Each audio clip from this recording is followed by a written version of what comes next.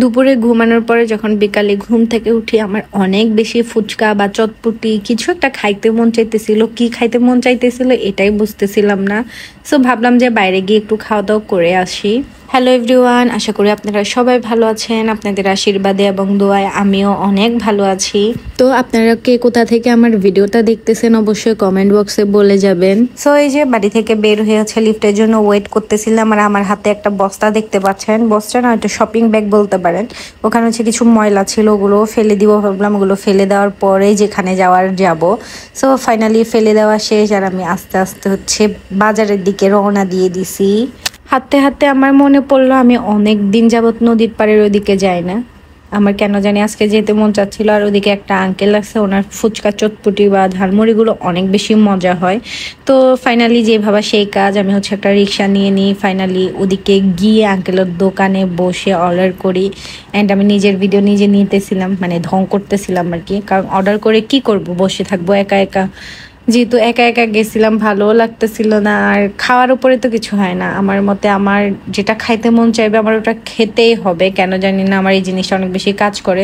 So এই যে দেখেন, ফুচকা ছাড়া চটপটি নিয়ে নিছি। আর এখানে আমার চটপটিতে এত বেশি নাগামরিচ দিয়ে দিছে, আমি ঝালে ঠান্ডা পানি খাইতে হয়েছে। আমার অনেক বেশি ঝাল লাগছিল। এরপরে ঝালমুড়ি নিছি। ঝালমুড়ি খাওয়ার পরে এসএমসি আমার একটা ফেভারিট জুস। অ্যান্ড ফেভারিট জুসটা খেতে খেতে আমি ভাবতেছিলাম কই যাওয়া যায় এখন। আর আমি ওটা ভাবতে ভাবতে একটা আঙ্কেল, আই থিঙ্ক ওনার মেয়ের জন্য হচ্ছে ফুচকা চটপটি নিতে আসছে। ওনার পলিথিনের ভিতরে আমি পেয়ারা দেখছি, আমার পেয়ারা খাইতে মন চাইতেছিল ওনার পেয়ারাগুলো দেখে। সো আমি তাড়াতাড়ি বাজার দিকে গিয়ে পেয়ারা 1 কেজি নিয়ে নিই 70 টাকা করে। অ্যান্ড ভাপা পিঠা একটা খাই, শীতকাল আসছে বলে কথা, ভাপা পিঠা না খাইলে কি চলে। সো যে উদ্দেশ্যে গেছি, ফাইনালি আমি নদীর পাড়ে গেছি পেয়ারাগুলো নিয়ে। অ্যান্ড ওখানে একটা ভাইয়ার দোকান আছে, ওখান থেকে আমি 4টা চকলেট, 2টা হচ্ছে কি বলে স্পিড নিছি। এরপর আমি নদীর পাড়ে গিয়ে হচ্ছে দেখতেছিলাম, এত বেশি ভালো লাগতেছিল বিশ্বাস করেন ভাই। বাট এই সাইডে না রাতের বেলা যেতে, মানে সন্ধ্যাবেলা হোক বা রাতের বেলা হোক, যেতে আমার অনেক বেশি ভয় লাগে, যেহেতু মোহাম্মদপুরে ছিনতাই হয়।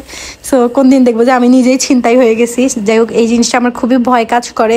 দেন লোকজন ছিল ভালোই মোটামুটি। তো আমি এদিকে অনেকক্ষণ বসে থাকার পরে আস্তে আস্তে করে রিক্সায় উঠে প্রায় জ্যামজটে আমার অলমোস্ট আধা ঘন্টা বসে থাকতে হয়েছে। দেন টুকটুক করে বাসার সামনে এসে লিফটে উঠে ফাইনালি আমি বাসায় পৌঁছায় গেছি। আর নিজের বাসাটাই শান্তি পাই, যেহেতু সারাদিন বাসার ভিতরে পড়ে থাকি, মাথা একটু ভার হয়ে থাকে। সো এটার কারণে ভাবলাম যে আজকে একটু ঘুরে টুরে আসি। আর ঘুরে টুরে আসার পরে আমার মনও অনেক বেশি ভালো ছিল, মেজাজও অনেক বেশি ভালো ছিল।